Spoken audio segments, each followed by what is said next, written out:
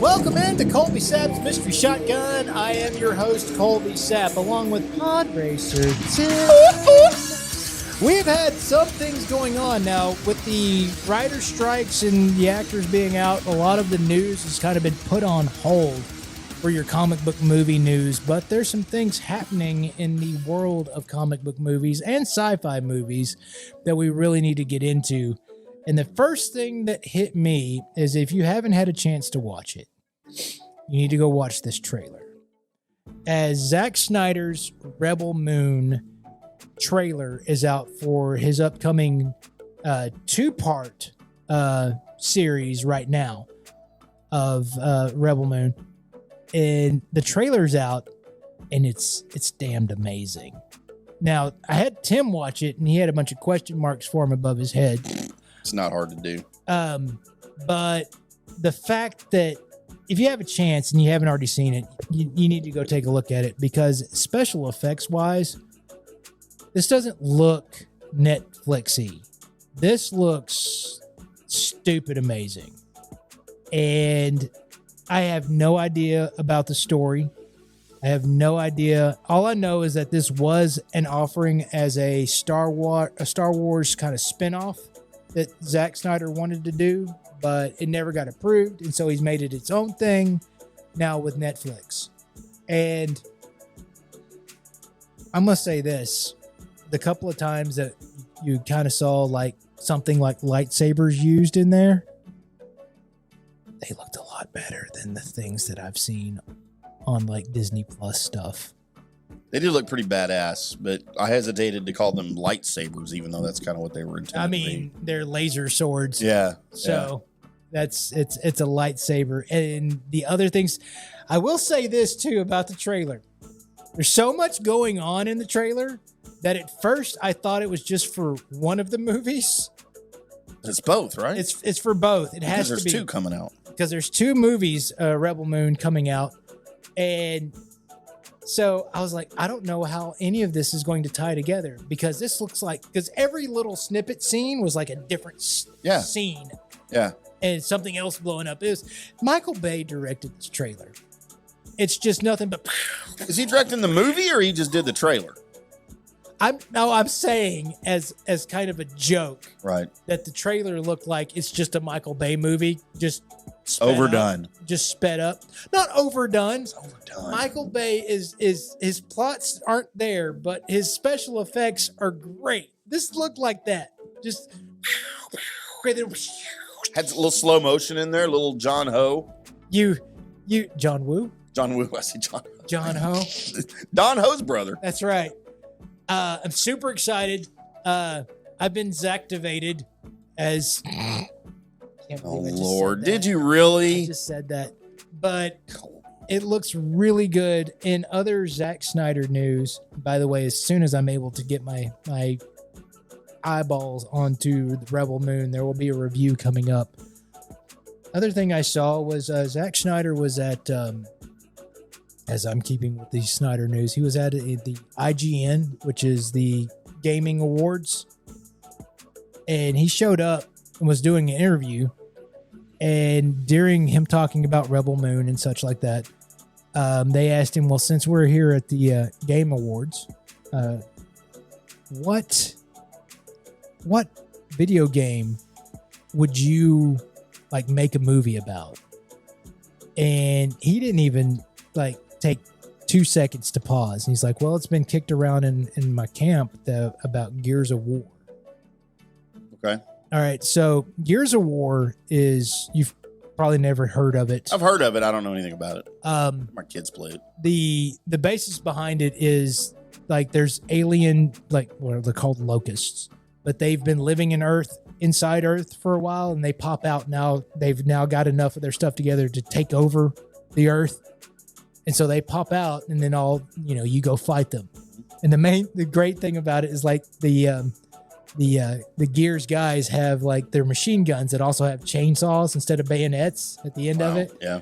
And just the amount of sci-fi awesomeness that's happening and gruesomeness that happens in Gears of War is amazing. The other person that has mentioned Gears of War as something they want to do is one Dave Bautista.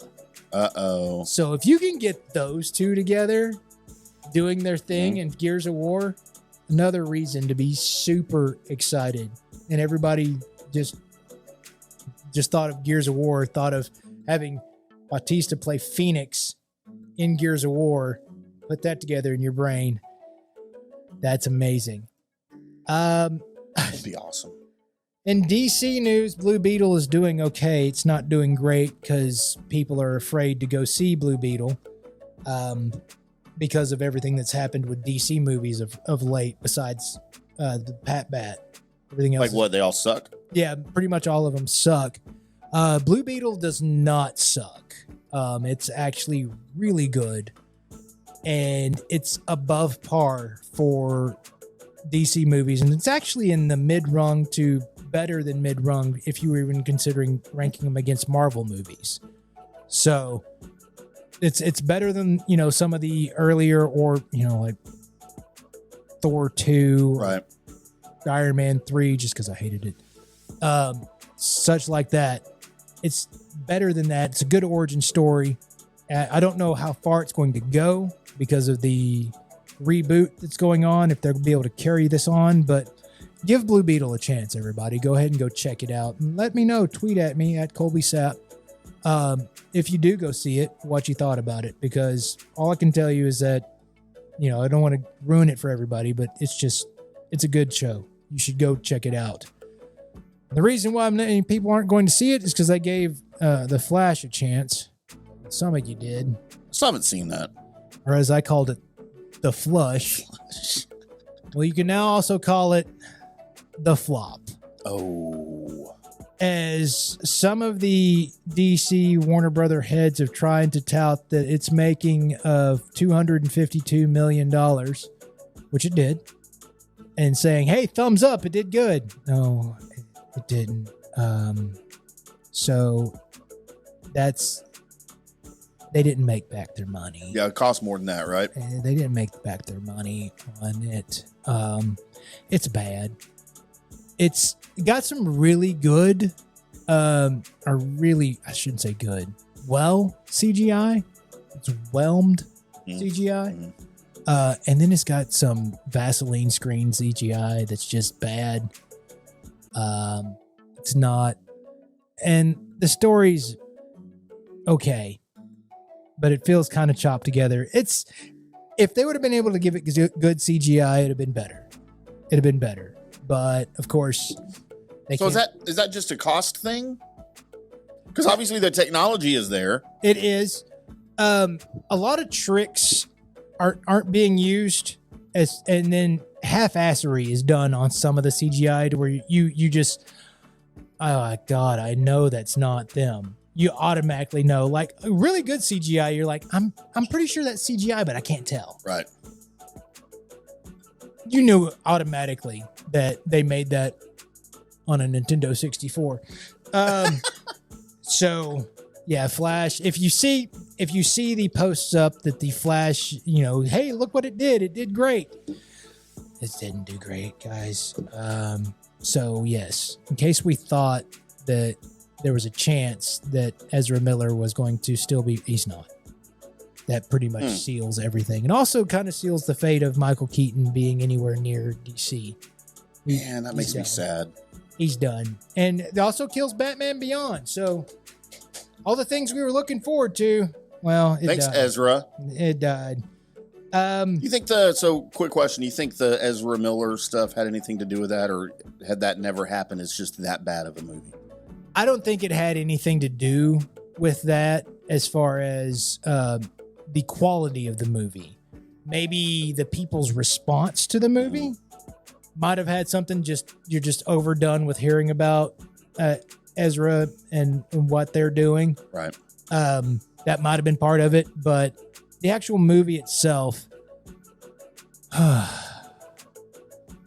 gonna watch it, and I typically enjoy movies that most people don't. Because obviously I'm not the comic book aficionado that you are, or that all of these critics are. If I like the movie, I'm gonna say I like the movie. Right. If I don't, I'll say I don't. For instance, Wonder Woman 1984, terrible movie, even by my uneducated, Right. standards. Well, But, they forgot to put action scenes in that movie. and dude, I went into Wonder Woman 1984 thinking this is gonna be great Right. Oh, me too. because the first one was so great, and she's great, But By the way, still Wonder Woman. for now, Yeah, still Wonder Woman. or for you, she's still Wonder Woman. No, that's until I hear otherwise. Yeah. That's the latest come out. Is Gal still got the Wonder Woman spot? I'm okay with that. She needs to do more movies though that are nude, I don't think she's going to.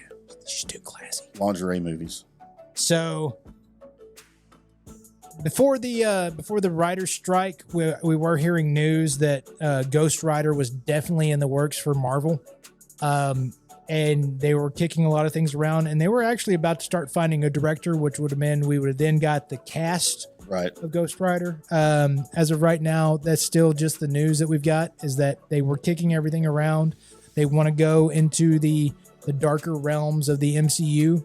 And so bringing him along is something that needs to happen.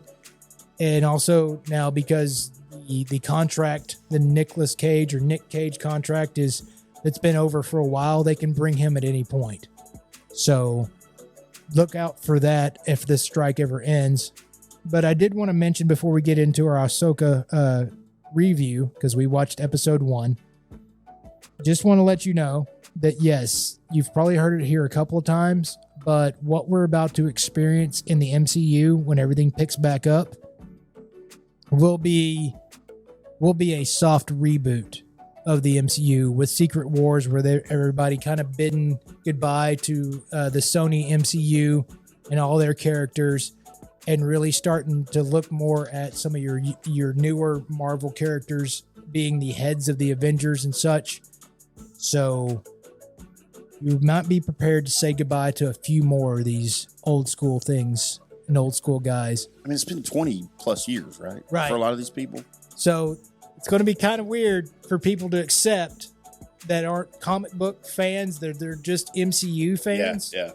That haven't experienced a reboot of their comics before. You're going to get to experience it in movie form. And it's kind of overdue, right? It is. I mean, it usually doesn't last this long in the comic book cycle. No, I mean, well, as far as what stories they've told, it lasts a little bit longer. But as far as how long it takes before you're like, all right, we need to tell you this great story again. Right. But from a different angle. Right.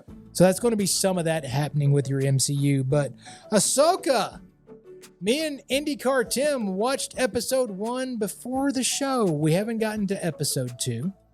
But without being a spoiler too much into it, I will let you guys know that if you were a fan of the Clone Wars or Star Wars Rebels,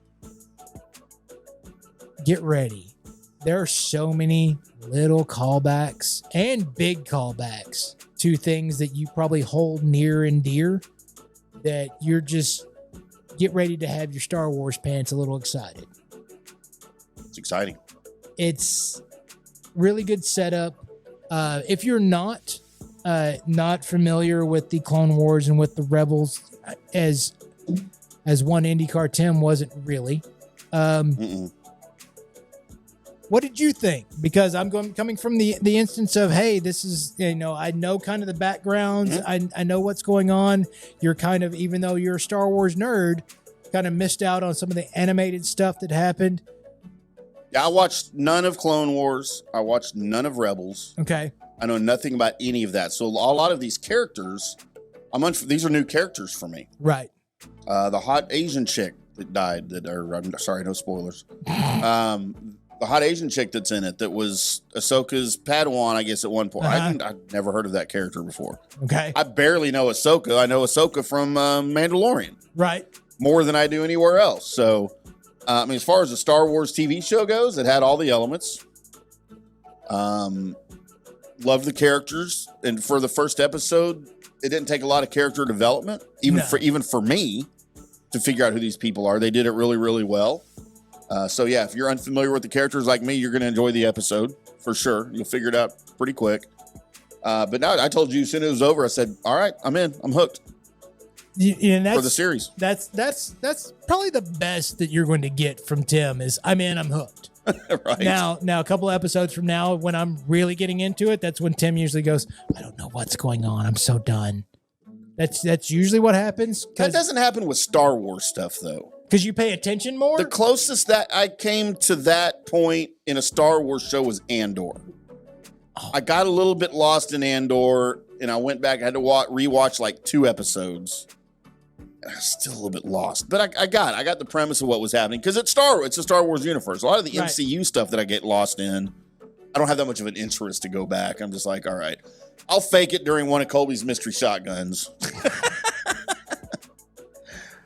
It was good, man. I'm probably go home and watch episode 2 tonight because they released 2 episodes today. They did. And yes, I'm really happy with this. This definitely does not have Boba Fett vibes. Thank God. No, and I don't think, did anybody like Boba Fett? I mean, Boba Fett had a lot of excitement going into it. Right. I feel like it just wasn't necessary. It didn't really do anything. It didn't really tell a story. I mean, it showed some cool characters. It did. But it didn't really accomplish anything. I will say I was okay. I was okay with everything until the Power Rangers showed up. Once the Power Rangers showed up, I was like, I don't know why we need these guys. Why that's happening. So there you go. Weird. Ahsoka so far, episode 1, 2 thumbs up. Really dug it. But keep your eye out, man. How smart was it to go back to my first subject, where they're like, "Hey, Ahsoka released today. Why don't we go ahead and release that Rebel Moon trailer?"